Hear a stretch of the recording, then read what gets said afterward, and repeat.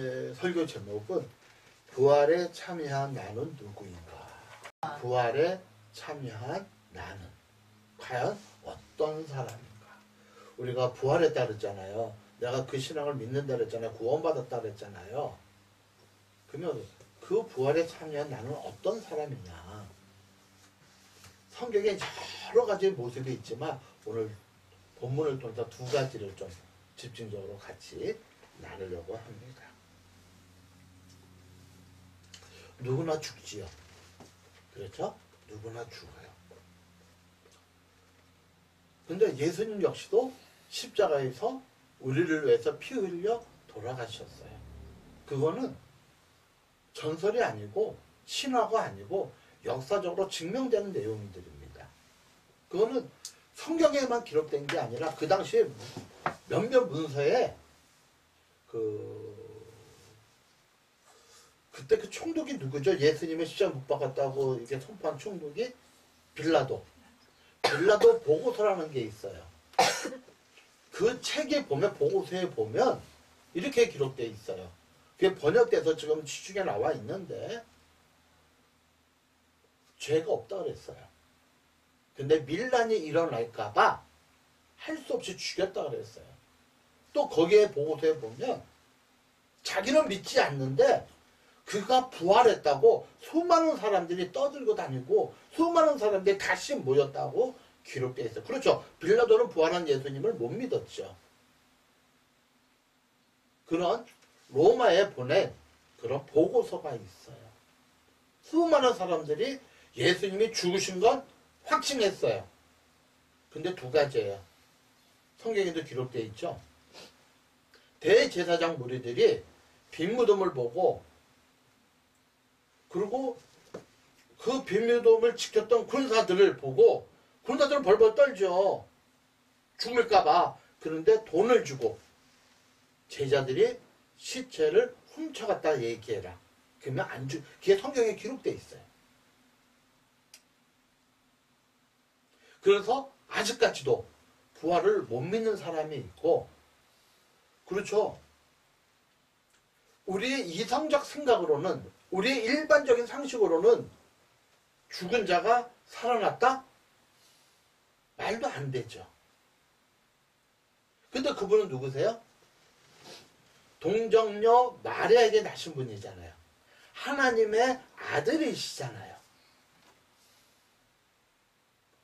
어떤 사람은 그래요. 아니 여자가 혼자 어떻게 애를 낳느냐. 또 틀린 얘기는 아니에요. 그렇죠? 틀린 얘기는 아니에요. 그런데 창세기 3장에 아담과 하와가 범죄했을 때 하나님께서 이런 예언을 해주셨어요. 여인의 후손이 따라서 여인의 후손이 뱀의 머리를 짓밟을 것이다. 여인은 후손이 없어요. 여인은 스스로 후손을 생산할 능력이 없어요. 그분이 바로 누구죠? 여인의 후손은 예수님이요. 뱀의 머리는 사단을 의미해요. 선생님? 그래서 믿음이에요. 내가 알고 있는 것을 믿으면 그건 믿음이 아니에요. 그냥 아는 거예요. 근데 이게 믿어지지 않는데 믿어지는 게 그게 믿음이에요. 오늘 이 부활의 아침에 부활의 의미에 대해서 좀 나누려고 그래요. 그러니까 꼭 부활하셨다. 따라하세요. 부활하셨다. 부활하셨다. 부활하셨다. 부활하셨다. 나보고 어쩌라고. 그렇죠? 나보고 어쩌라고. 아니 근데 예수님이 그래 기독교에서 당신이 믿는 신이 죽음에서 살아나서 나보고 어쩌라고. 그럴 수 있죠? 심지어 신앙인도 부활은 못 믿는 신앙인들도 있어요. 그 신앙인이 아니죠. 교회 다니는 종교인이죠. 교회를 다니는 종교인. 근데 예수를 자기 구주로 영접했는데 부활했다는 걸 도저히 믿기기가 어려워. 어린아이와 같은 신앙. 그러면 우리는 그 부활하신 주님이 분명한데 그러면 그 부활하신 주님과 나는 뭔 관계가 있느냐. 그렇죠? 나하고 어떤 관계가 있느냐. 그것을 오늘 본문을 통해서 두 가지를 좀 보려고 그래요. 그 빌리 그레함 목사님이 돌아가셨는데 아주 세계적으로 유명한 목사님이에요. 조용기 목사님도 세계적으로 유명하신 목사님이신데 그 조용기 목사님보다 어마어마한 하여튼 우리나라에도 오셨어요. 100만 집회를 했어요. 여의도에서. 근데 어떤 한 목사님이 빌리 그레함 목사님을 정말 존경하기 때문에 뵙고 싶어 했어요. 그래서 늘 입버릇처럼 메일 쓰기를 또 입버릇처럼 또 편지하기를 정말 부족한 사람이 계속 부족한 사람이 귀한 목사님을 뵙고 싶습니다. 그래서 이 빌리 그레함 목사님이 다시 편지를 썼대요. 부족한 목사는 없습니다. 다시 말해서 부족한 성도는 없습니다. 다 귀해요. 다 귀합니다.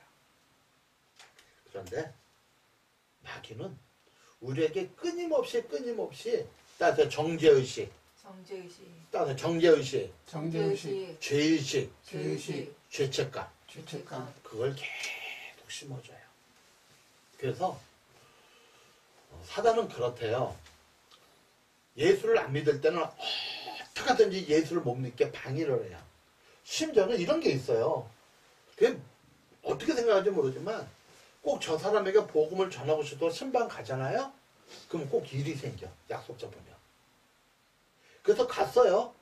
그럼 꼭 누가 두드려요, 문을. 전화가 꼭 와요. 그래서 예배를 계속 방해하는 것을 수없이 경험해요.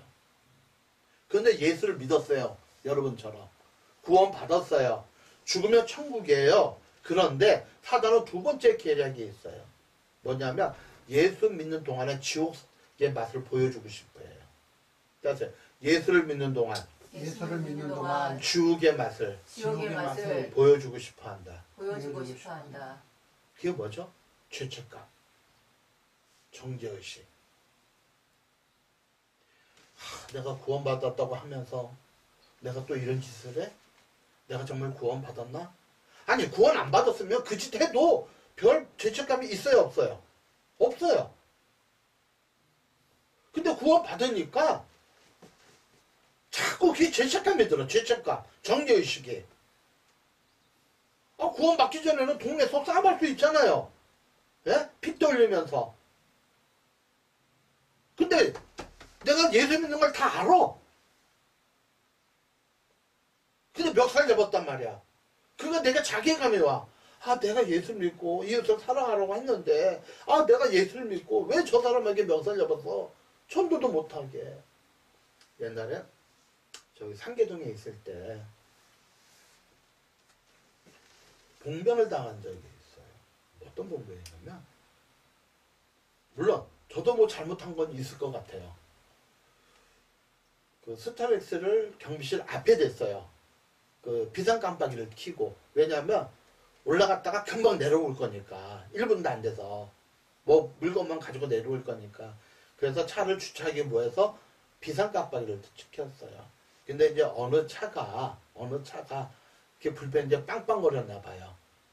그러면서 경비 아저씨한테 차를 이따고 되게 만드냐고. 그래서 경비 아저씨를 자극을 했어요. 난 모르고 내려왔죠. 근데 주차금지 이게 스티커가 쫙 붙어 있는 거예요.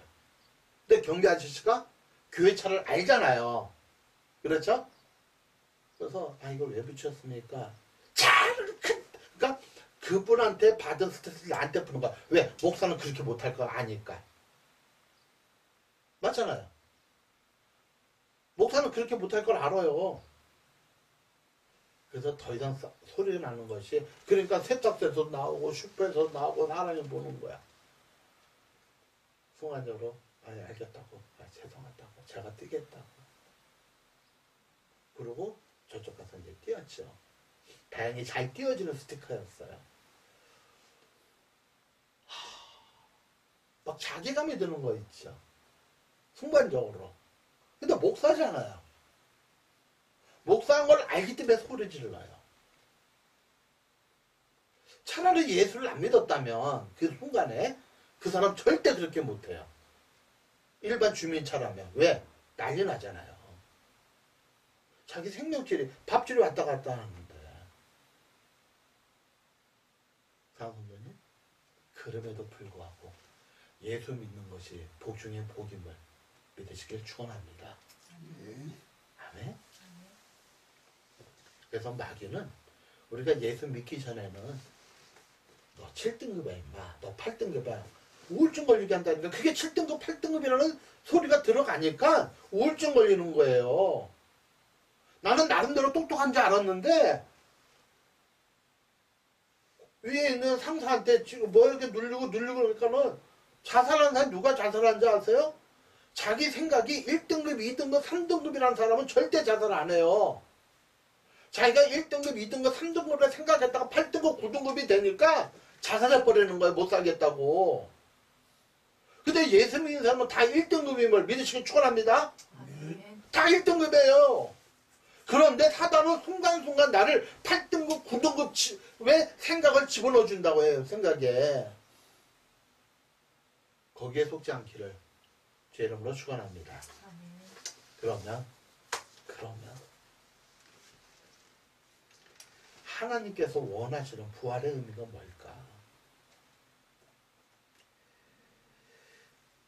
첫째, 나는 누구인가? 따라하세요. 나는 누구인가? 존재의 회복이에요. 어렵게 말하면 존재의 회복. 쉽게 말하면 구원받은 나는, 부활에 참여한 나는, 부활을 하나님께서 원하시는 부활의 의미는 나는 누구인가? 나는 누구인가? 구원받은 부활에 참여한 나는 누구인가? 구원받은 것이나 부활에 참여한 것과 똑같은 의미죠? 나는 누구인가? 제가 성경에 세 사람의 인물을 잠깐 드릴게요. 막달라 마리아라는 사람이 있어요. 막달라 마리아. 이 여인은 별명이 7 귀신 들린 여인이에요.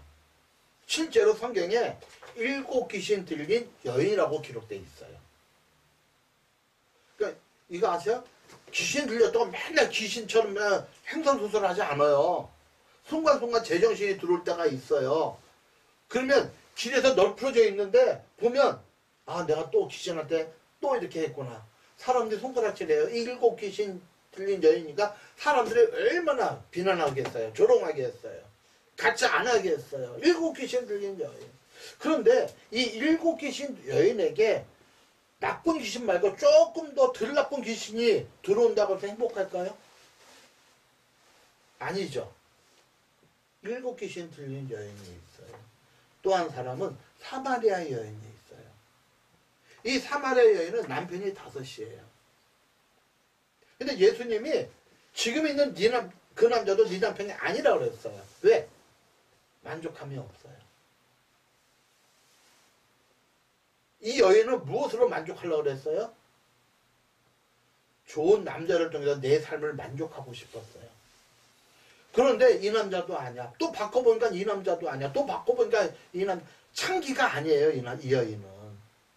창기는 몸을 파는 여인이지 남편을 바꾸는 여인이 아니에요. 그러니까 이 여인의 특징은 어떻게 하든지 좋은 남자를 통해서 나를 행복하게 하고 싶었던 여인이에요. 근데 남자를 바꿔도 만족함이 없어요. 갈증이 나요. 세 번째는 세리장 삭개오입니다. 세리장이 뭐예요? 세무서장이에요. 예수님 당시에는 누가 세금을 걷었냐면 그 로마의 정책이에요. 만일 일본이 한국을 점령한 적이 있죠. 그러면 이 장희동이라면 장희동에서 제일 천대받는 사람을 세리로 세워요. 돈을 걷는 사람으로, 세금 걷는 사람으로. 왜? 누구 집 뭐가 있는 거 다 알잖아요. 보복하잖아요. 그리고 노마는 돈을 안 걷어요. 그리고 몇 대 몇으로 나눠 먹어요. 거기에 장이에요. 그러면 세리장 삭개오가 누구네 집에 돈이 더 있다고 그걸 정보를 아는 게 행복할까요? 그렇지 않을 거예요. 이 세리장의 별명이 뭐냐면 키 작은 사교예요. 난쟁이가 아니고 난쟁이를 벗어난 잘하지 못한 사람. 난쟁이는 아니지만 성장을 멈춘 사람. 뭐 한 1m 정도 될까요? 키 작은 사교 별명이에요. 얼마나 놀림받았겠어요. 그래서 세리장이 된 거예요. 어떻게 해서. 만족함이 없죠. 그런데 그가 예수를 만난 다음에 다 예수를 만났죠. 한번 읽어볼까요? 시작. 그러나 너희는 택하신 족속이요 왕 같은 제사장들이요 거룩한 나라요 그의 소유가 된 백성이니. 예, 됐어요. 예수를 만난 다음에 귀신 들린 여인에서 택한 족속이요 왕 같은 제사장이요 거룩한 나라요 하나님께 소유된 백성이라는 신분이 변했음을 믿으시길 축원합니다. 뭐가 변했어요? 존재가 변했어요. 내가 누구였어요? 천대받던 7 귀신 들린 여자예요. 그 여자에서 뭘로 변했어요? 택하신 족속이요 왕같은 제사장이요 거룩한 나라요 그의 소유가 된 백성으로 하나님의 백성으로 뭐가 바뀌었다? 존재. 나는 누구인가 해서 7 귀신 들린 여인에서 뭘로요? 이렇게 하나님의 자녀로. 이게 부활의 능력임을 믿으시길 축원합니다. 네. 이게 부활의 능력이에요. 자, 그러면 사마리아 여인 남편 5이고 지금 있는 남자도 네 남편이 아니라고 하신 예수님을 통해서 뭐를 발견했어요? 이 여인은 목이 말랐어요. 어디에 목이 말랐어요? 삶에 대한 갈증이 있었어요. 그래서 예수님이 뭐라 그래요?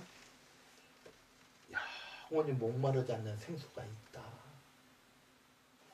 주여, 나도 그 물 마시게 해주세요. 깨달았어요. 예수님이시구나. 예수님이 내가 원하는 것이 무엇인지 알았구나. 남편 하나 가르치기도 현대사회도 힘들잖아요. 그렇죠? 근데 둘을 가르치는 것도 말도 안 돼요. 현대사회에도. 3번 결혼했다면 이거는 기적이에요. 4번, 5번, 지금 6번째 남자예요. 인생의 갈증, 목마름. 그러니까 예수님을 만나는 순간 뭐다? 변해버렸어요. 그러면서 고백했어요. 깨달은 거예요. 영적인 눈이 띄인 거예요. 당신은 메시아입니다. 어떻게 변했어요? 남자가 5이 있었고 지금 침실에 누워있는 그 남자도 네 남편이 아니라고 했을 때 뭐를 깨달았어요? 너는 나의 택하신 족속이다. 너는 왕같은 제사장이고 너는 거룩한 나라. 이 거룩한 나라는 거룩한 나라의 백성을 의미해요. 그의 소유, 하나님의 소유가 된 백성이다. 뭐가 변했어요? 존재가 변했어요. 내가 누구인가? 내가 누구인가? 남자를 통해서 삶의 만족을 느끼고 싶었던 여인. 그런데 어느 날 보니까 저 침실에 누워있는 저 남자도 내 남자가 아닌 것 같아요. 벽에 기대고 얼마나 눈물을 흘리며 울었을까요? 이 남자도 바꿔도 안 돼. 저 남자 바꿔도 안 돼. 햇볕은 들어오는데 저 코 걸고 누워있는 저 남자가 내 남자가 아니야. 마치 첫 번째 만난 남자가 1등급의 남자인 줄 알았더니 그래서 나도 1등급의 신부인 줄 알았더니 8등급, 9등급, 10등급의 사람으로 전락해버렸어. 아마 죽지 못해서 살았을 것 같아요. 6번째 남자를 만났을 때. 순간의 쾌락은 있었겠죠. 그 순간의 쾌락이 지나면 어떻게 돼요? 그 좌절감. 그런데 너는 나의 택하신 백성이다. 그 존재가 바뀌었음을 믿으시길 축복합니다. 아멘. 이게 신앙이에요. 우리가 이런 믿음이 있어야 된다고요. 성경에 이런 말씀이 얼마나 많은지 몰라요. 삭개오. 그 별명이 키 작은 삭개오라고 그랬죠. 난쟁이는 아니에요. 난쟁이를 간변했어요. 청소년 시절 때 이 난쟁이의 특징이 뭐예요? 키 작은 사람의 특징이 뭐예요? 여기 치이고 저기 치이겠죠. 올해 이 시대만 왕따가 있을까요? 그 시대도 왕따가 있을 거예요. 안 되죠. 천대해요. 후배들이 짓밟아요. 놀려먹어요. 그래서 선택한 게 뭐예요? 매국노죠. 매국노잖아요. 그때 선택한 게. 그래, 내가 세금으로 복수하겠다. 얼마나 악착같이 친구들의 집에서 세금을 걷었을까요? 얼마나 땅땅거리며 살아났을까요? 근데 그 집에는 누구만 들어가요? 창기와 자기 같은 세리만 그 집에 들어가요. 아무도 친구가 안 돼. 돈이 있어도 친구가 안 돼. 돈이 있으면 인생의 모든 것이 다 해결될 거로 믿었잖아요. 그건 악착같이 세리장까지 됐잖아요. 여러고의 최고의 세리장이 됐잖아요. 친구 안 되니까 더 악착같이 돈을 끌어모아요. 근데 그가 예수님을 만났잖아요. 키가 작으니까 어떻게 해요? 안 보이잖아요. 아무리 까치발을 들어도 안 비켜주잖아요. 그래서 앞으로 쭉 예수님이 가는 통로를 보고 쭉 앞에 가서 뽕나무, 지금 우리가 생각하는 뽕나무가 아니라 다른 거예요. 큰 나무 위에 올라가서 예수님을 봤잖아요. 근데 예수님이 뭐라 그래요? 그 이름을 알아요. 삭개오야, 내려와라. 어땠을까요? 그 삭개오의 모습이. 놀라는 거예요. 아니, 저분이 내 이름을 알아? 삭개오야, 내려와라. 얼떨결에 내려갔을 거예요. 근데 이런 거 있죠. 정말 귀하게 여기는데, 보고 싶은데 볼 수가 없는데, 어떻게 그분이 나를 불러서 눈을 마주치면 하고 싶은 말은 많아요. 아마 눈물부터 났을 거예요. 왜? 내가 이렇게 사는 것을 주님이 다 한 것 같아. 내가 세리장이 된 이유를 주님이 다 아는 것 같아. 그 막 복박쳐요, 가슴이. 막 눈물이 날 것 같아요. 저도 그런 사람이 있어요.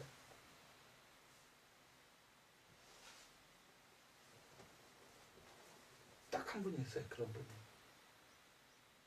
윤태곤 교수라고 제 사람이 잘 알아요. 1년에 한 번 정도 한국에 오시는데 그분을 만나면 그냥 눈물이 나요. 뭐 별말 얘기 안 해요. 눈물이 나요. 정말 제가 존경하거든요. 전 그 삶을 담고 싶거든요. 예수님의 삶은 성경에 기록되어 있기 때문에 잘 안 느껴져요. 솔직한 얘기로. 어떨 때는. 근데 그분의 삶을 보면 그렇게 사람이기 때문에 단점이 있죠. 예, 저도 그 사람 단점 알아요. 근데 단점보다 장점이 너무나도 많아요. 그 삭개오가 주님을 딱 보자 뭐 어떻게 고백해요? 주님, 남의 것을 도둑질했다면 한 것이 있으면 내외로 갚겠습니다. 제 전재산 절반을 나눠서 가난한 사람에게 나눠주겠습니다. 예수님이요 그렇게 말씀 안 하셨어요. 너 훔친 거 있지? 내 배로 갚아줘. 너 재산 절반 나눠서 가는 사람 도와줘. 그렇게 말 안 했다니까요. 한마디도 안 했어요. 근데 그분을 보니까 그렇게 살아야 되겠다는 게 믿어지는 거예요.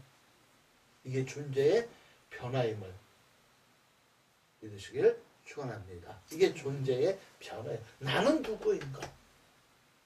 내가 예수를 만나기 전에는 세리장 삭개오. 악랄하게 탈취하고 내국노로 살았던 내가 주님을 만나니 물질이 내 인생의 축복이 아니구나. 주님을 만나잖아요. 우리 다시 본문 읽어봅니다. 시작. 그러나 너희는 택하신 족속이요 왕같은 제사장들이요 거룩한 나라요 그의 소유가 된 백성이니 이는 너희를 어두운 데서 불러내어 그의 기이한 빛에 들어가게 하시니에 아름다운 덕을 선포하게 하려 하심이라. 아멘. 그런데 우리가 죄를 짓잖아요.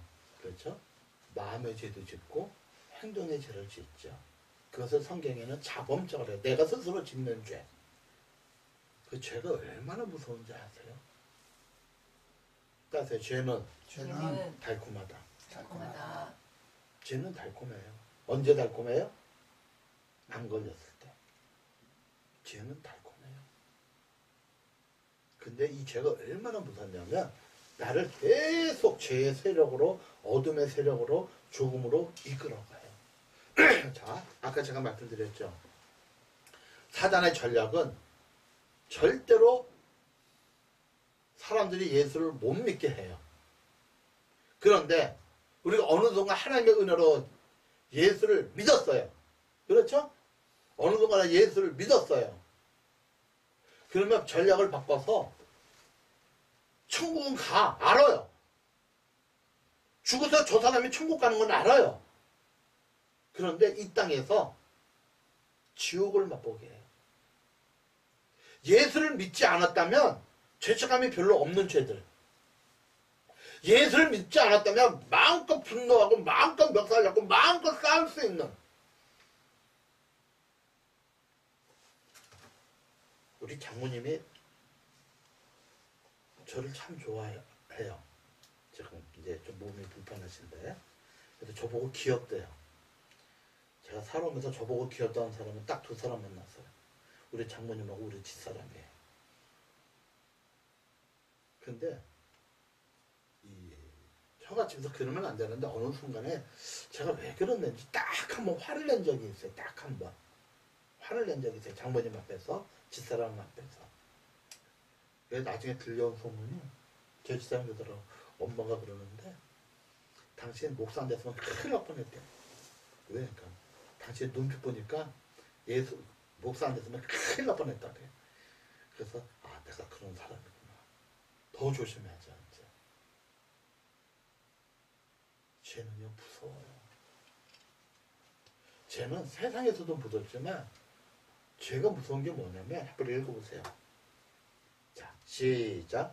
자기 아들을 아끼지 아니하시고 우리 모든 사람을 위하여 내주신 이가 어찌 그 아들과 함께 모든 것을 우리에게 주시지 아니하겠느냐. 아들을 주셨잖아요. 우리가 그래도 구원받았죠.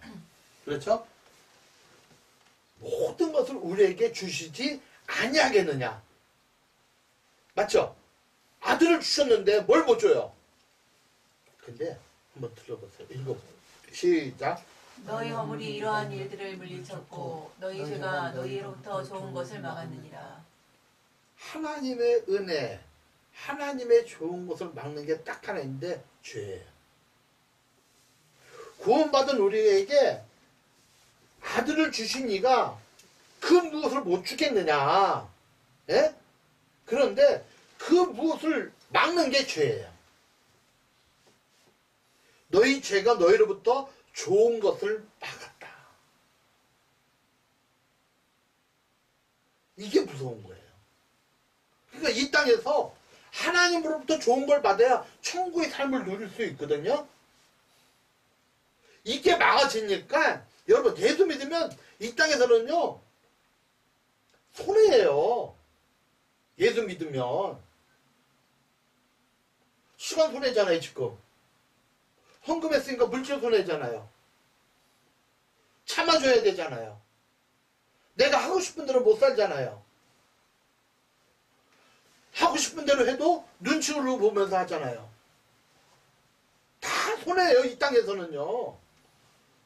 예수 믿는 게 어려운 거예요. 그런데 예수 믿는 게 좋은 게 뭐냐면 그 손해 때문에 하나님의 좋은 게 우리에게 임한단 말이에요. 아멘? 아니 사람에게 좋은 것이 좋겠어요? 하나님이 주신 게 더 좋겠어요? 그런 얘기 있잖아요. 상점에서 주인이 애가 너무 이뻐서 사탕 그릇을 내놓고 너 가져갈 만큼 가져가. 그랬더니 이 아이가 뭐예요? 아저씨가 주세요.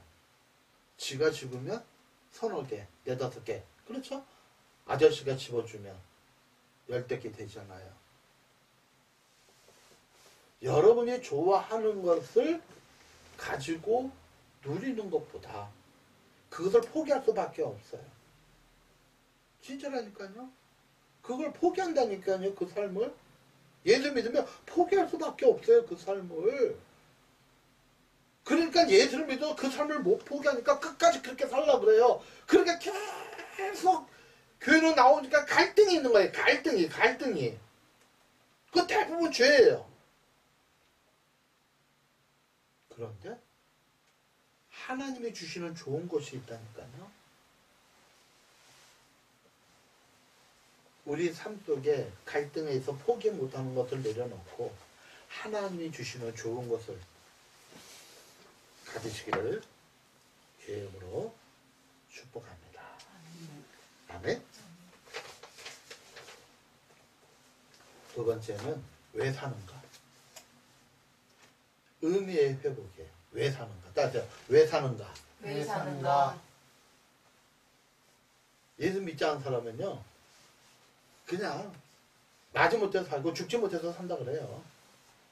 그리고 아파트를 새로 이렇게 분양받았으니까 좋아서 산대요. 그거밖에 없어요. 직장에서 진급했으니까 월급이 올랐으니까 그것 때문에 산대요. 좋아서. 그게 일반적인 삶의 원칙이에요. 정치인들은 국회의원에 당선됐으니까 4년 동안 떵떵거리면서 사는 거예요. 연예인들은 뜨니까 너무 좋은 거예요. 그것뿐이에요. 그것까지예요. 의미의 회복입니다. 의미의 회복.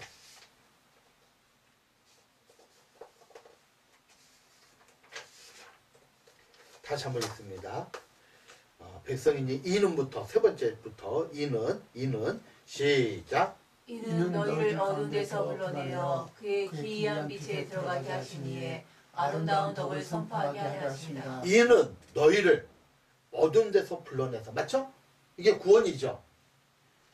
그의 기이한 빛에 들어가신 이의 빛 대신 하나님, 그 하나님의 아름다운 덕을 선포하기 위해서 내가 너희를 불렀다는 거예요. 구원시켰다는 거예요. 아름다운 덕을 선포하기 위해서. 이게 복음이에요. 이게 복음입니다. 우리가 왜 구원받았냐고요? 왜 우리가 부활에 참여하냐고요? 첫째는 내 신분이 변화되는 거예요. 세상에는 그 모습이에요. 그러나 내 삶의 질이 변해버리는 거예요. 그러면서 통해서 뭐다? 아름다운 덕을 선포하기 위해서. 아까 사마리아 여인을 얘기했죠? 이 여인이 언제 물을 기르러 갔어요? 12시 한낮에 물을 기르러 갔어요. 제가 집사람의 도움으로 성지순례 그 기독교 유적지를 6개월 동안 탐방했잖아요. 순간순간. 그래서 사마리아 우물가에 가봤어요. 실제로 있는 그 예수님 당시 그 우물가예요. 그럼 다 고증을 거쳤어요. 근데 그 안에 교회가 져서 함부로 못 들어가요. 이걸 다 신성시해 놔버렸어. 그게 아닌데 참 안타깝더라고. 근데요, 예수님 당시에는 한낮에서는 사람이 안 다녀요. 왜? 43도니까 평균. 그러면 지하까지 올라오면 몇 도일까요?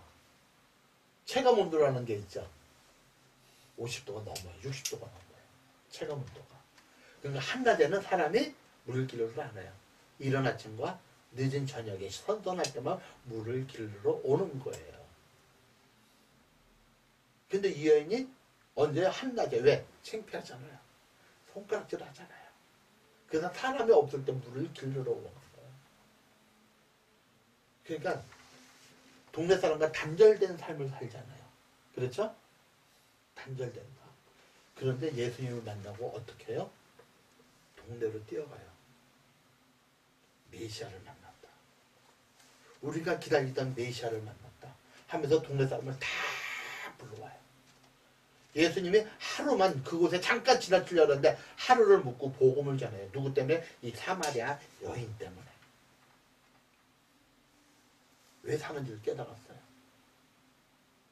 내 존재가 바뀐 순간 내가 어떻게 살아야 되는지를 알았어요. 의미 있는 삶으로 변해버렸단 말이에요. 남자만 찾아다녔던 여자에서 복음을 전하는, 자기 챙판도 무릅쓰고 복음을 전하는 여자로 변해버려요. 이게 당연한 수순이에요. 두 번째 누굴 얘기했죠? 그게 두 번째고, 첫 번째는 막달라 마리아죠. 그렇죠? 막달라 마리아. 7 귀신 들린 막달라 마리아죠. 그가 예수님을 만나고 예수님을 쫓아다녀요. 시중을 듣죠. 제자들하고 예수님의 시중을 들어요. 그런데 주님이 돌아가셨잖아요. 돌무대에 갇혀 있잖아요. 안식이라는 사람이 움직일 수가 없어요. 이 막달라 마리아도 유대인이기 때문에 안식일을 움직이면 안 돼요. 잘못하면 죽어요.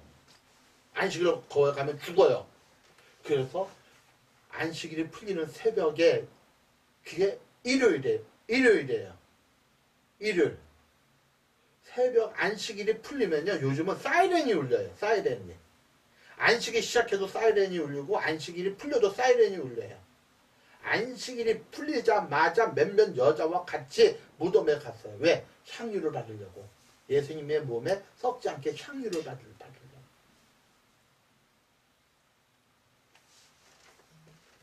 그때 부활하신 예수님의 첫 번째 만난 여인이 7 귀신 들린 막달라 마리아입니다. 의미가 변했잖아요.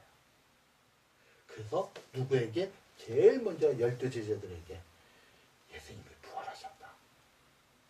근데 안 믿으셨을 거예요, 제자들이. 근데 얼굴 보니까 믿어져요. 얼굴을 보니까 믿어져요. 그래서 베드로와 제자들이 달려갔잖아요, 빈 무덤을. 복음의 첫 증인이 돼버렸잖아요. 부활한 예수님의 첫 증인이 누가 돼요?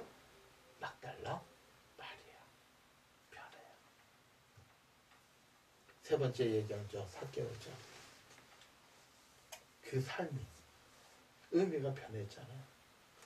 다 나눠주는. 도둑질한 거 있으면 4배를 갚겠습니다.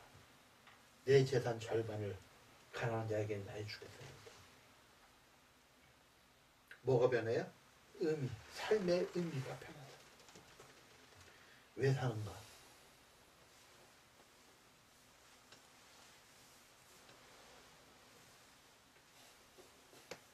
왜 사는가? 귀신 들리며 동네에서 천대받고, 이럴 수도 없고 저럴 수도 없고 귀신 들리며 살던 여인이 오직 남자로서 자기의 인생의 만족감을 얻으려고 하는 사람이,